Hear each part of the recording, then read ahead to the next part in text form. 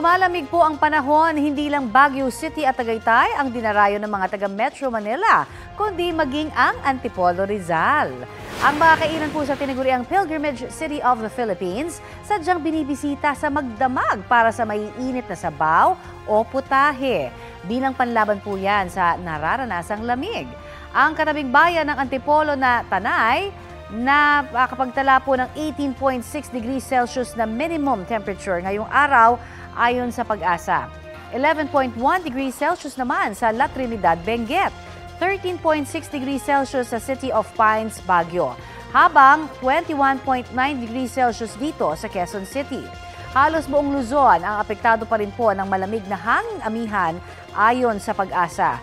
Shear line naman ang umiiral sa Visayas. Dahil din sa amihan, magiging maalon at delikado sa maliliit na sasakyang pandagat ang mga dagat na sakop ng Ilocos Provinces, Batanes, Cagayan, kasama po ang Babuyan Islands, Isabela at sa ilang baybayin ng Aurora at Quezon. Aabot sa 2.8 hanggang 5 meters ang posibleng taas na mga alon dyan.